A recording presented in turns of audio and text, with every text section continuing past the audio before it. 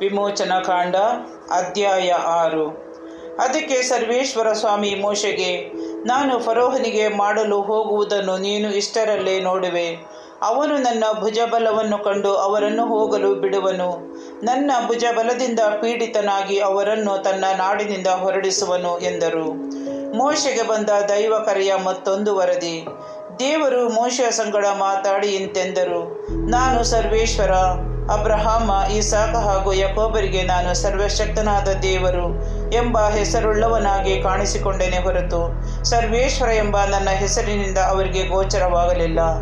ಅಲ್ಲದೆ ಅವರು ಪ್ರವಾಸಿಗಳಾಗಿ ತಂಗಿದ್ದ ಕಾನಾನ್ ನಾಡನ್ನು ಅವರಿಗೆ ಸ್ವಂತ ನಾಡಾಗಿ ಕೊಡುವೆನೆಂದು ದೃಢ ವಾಗ್ದಾನ ಮಾಡಿದವನು ನಾನೇ. ಈಜಿಪ್ಟಿನವರು ಗುಲಾಮರನ್ನಾಗಿಸಿಕೊಂಡಿರುವ ಇಸ್ರಾಯೇಲರ ಗೋಳು ನನಗೆ ಕೇಳಿಸಿದೆ. ನಾನು ಮಾಡಿದ ವಾಗ್ದಾನವನ್ನು ನೆನಪಿಗೆ ತಂದುಕೊಂಡಿದ್ದೇನೆ. ಆದುದರಿಂದ ನೀನು ಇಸ್ರಾಯೇಲರಿಗೆ ನನ್ನ ಪರವಾಗಿ ಹೀಗೆಂದು ಹೇಳು, ನಾನೇ ಸರ್ವೇಶ್ವರ. ಈಜಿಪ್ಟಿನವರು ನಿಮ್ಮ ಮೇಲೆ ಹೊರಿಸಿರುವ ದುಡಿಮೆಯನ್ನು ನೀಗಿಸುವೆನು, ದಾಸತ್ವವನ್ನು ತೊಲಗಿಸುವೆನು, ಅವರಿಗೆ ಕಠಿಣ ಶಿಕ್ಷೆಗಳನ್ನು ವಿಧಿಸುವೆನು, ನಿಮ್ಮನ್ನು ಸಂರಕ್ಷಿಸುವೆನು. ನಾನು ನಿಮ್ಮನ್ನು ನನ್ನ ಪ್ರಜೆಯಾಗಿ ಮಾಡುವೆನು, ನಾನು ನಿಮ್ಮ ದೇವರಾಗಿರುವೆನು. ಈಜಿಪ್ಟಿನವರು ಹೊರಿಸುವ ದುಡಿಮೆಯನ್ನು ನಾನು ನಿಮ್ಮಿಂದ ಬಿಡಿಸಿದಾಗ ಸರ್ವೇಶ್ವರ ಎಂಬ ನಾನೇ ನಿಮ್ಮ ದೇವರೆಂದು ನಿಮಗೆ ತಿಳಿದು ಬರುವುದು. ಇದಲ್ಲದೆ ಅಬ್ರಹಾಮ, ಇಸಾಕ ಮತ್ತು ಯಾಕೋಬರಿಗೆ ಕೊಡುವೆನೆಂದು ಪ್ರಮಾಣಪೂರ್ವಕವಾಗಿ ಹೇಳಿದ ನಾಡಿಗೆ ನಿಮ್ಮನ್ನು ಸೇರಿಸುವೆನು. ಅದನ್ನು ನಿಮಗೆ ಸ್ವಂತ ನಾಡಾಗಿ ಕೊಡುವೆನು. ಸರ್ವೇಶ್ವರನು ನಾನೇ ಎಂಬ ಅವರಿಗೆ ಹೇಳು ಎಂದರು. ಮೋಶೆ ಈ ಮಾತುಗಳನ್ನು ಇಸ್ರಾಯೇಲರಿಗೆ ತಿಳಿಸಿದನು. ಆದರೂ ಅವನ ಮಾತಿಗೆ ಕಿವಿಗೊಡಲಿಲ್ಲ, ಏಕೆಂದರೆ ಅವರ ಮನಸ್ಸು ಅಷ್ಟು ಕುಗ್ಗಿ ಹೋಗಿತ್ತು, ಅವರ ದಾಸತ್ವ ಅಷ್ಟು ಕ್ರೂರವಾಗಿತ್ತು. ಆಗ ಸರ್ವೇಶ್ವರ ಮೋಶೆಯ ಸಂಗಡ ಮಾತನಾಡಿ, ನೀನು ಈಜಿಪ್ಟಿನವರ ಅರಸ ಫರೋಹನ ಬಳಿಗೆ ಹೋಗು. ಅವನಿಗೆ ಇಸ್ರಾಯೇಲರು ನಿನ್ನ ದೇಶದಿಂದ ಹೊರಟು ಹೋಗುವುದಕ್ಕೆ ಅಪ್ಪಣೆ ಕೊಡಬೇಕು ಎಂದು ಹೇಳು ಎಂದರು. ಅದಕ್ಕೆ ಮೋಶೆ ಸರ್ವೇಶ್ವರನ ಸನ್ನಿಧಿಯಲ್ಲಿ, ಆಲಿಸಬೇಕು, ಇಸ್ರಾಯೇಲರೇ ನನ್ನ ಮಾತನ್ನು ಕೇಳಲಿಲ್ಲ. ಇನ್ನು ಫರೋಹನು ಕಿವಿಗೊಟ್ಟಾನೆ, ನನಗಾದರೂ ಚುರುಕಾದ ನಾಲಿಗೆ ಇಲ್ಲ ಎಂದನು. ಸರ್ವೇಶ್ವರ ಮೋಶೆ ಮತ್ತು ಆರೋನರ ಸಂಗಡ ಮಾತಾಡಿ ಇಸ್ರಾಯೇಲರನ್ನು ಈಜಿಪ್ಟ್ ದೇಶದಿಂದ ಬರಮಾಡಬೇಕೆಂದು ಅವರಿಗೆ ಆಜ್ಞಾಪಿಸಿ ಅವರನ್ನು ಇಸ್ರಾಯೇಲರ ಬಳಿಗೂ ಅರಸ ಫರೋಹರ ಬಳಿಗೂ ಕಳಿಸಿದರು. ಮೋಶೆ ಮತ್ತು ಆರೋನರ ವಂಶಾವಳಿ. ಅವರ ಗೋತ್ರಗಳ ಮೂಲ ಪುರುಷರು ಇವರು.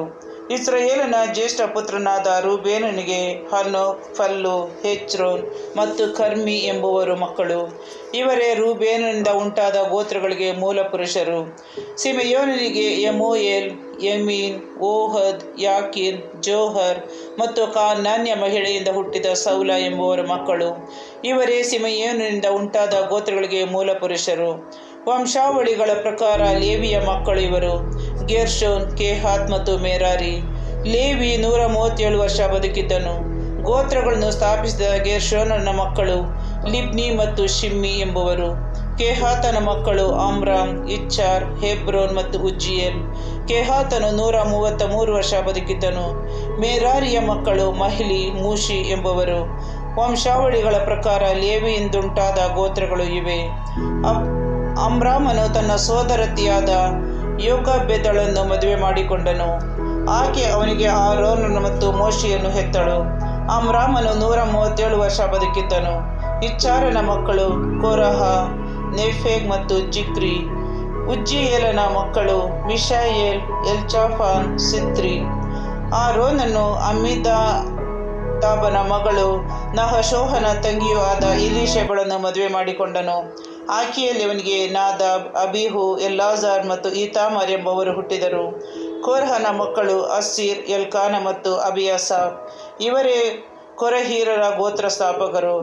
ಆರೋನನ ಮಗನಾದ ಎಲ್ಲಾಜಾರನು ಪುಟಿಯೇಲನ ಮಕ್ಕಳೊಳಗೆ ಒಬ್ಬಾಕೆಯನ್ನು ಮದುವೆ ಮಾಡಿಕೊಂಡನು. ಆಕೆ ಅವನಿಗೆ ಫೀನೆಹಾಸನನ್ನು ಹೆತ್ತಳು. ಅವರವರ ಗೋತ್ರದ ಮೇರೆಗೆ ಇವರೇ ಲೇವಿಯರ ಪೂರ್ವಿಕರು.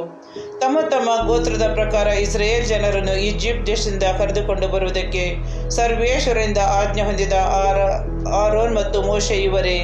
ಇಸ್ರಾಯೇಲರನ್ನು ಈಜಿಪ್ಟ್ ದೇಶದಿಂದ ಹೊರಗೆ ಬರಮಾಡುವುದಕ್ಕಾಗಿ ಈಜಿಪ್ಟಿನ ಅರಸ ಫರೋಹನ ಸಂಗಡ ಮಾತನಾಡಿದಂಥ ಮೋಶೆ ಮತ್ತು ಆರೋನರು ಇವರೇ. ದೇವರ ಆಜ್ಞೆ. ಸರ್ವೇಶ್ವರ ಸ್ವಾಮಿ ಈಜಿಪ್ಟ್ ದೇಶದಲ್ಲಿ ಮೋಶೆಯ ಸಂಗಡ ಮಾತಾಡಿ, ನಾನು ಸರ್ವೇಶ್ವರ, ನಾನು ನಿನಗೆ ಹೇಳುವುದನ್ನೆಲ್ಲ ನೀನು ಈಜಿಪ್ಟಿನ ಅರಸ ಫರೋಹನ ಸನ್ನಿಧಿಯಲ್ಲಿ ಹೇಳಬೇಕು ಎಂದರು.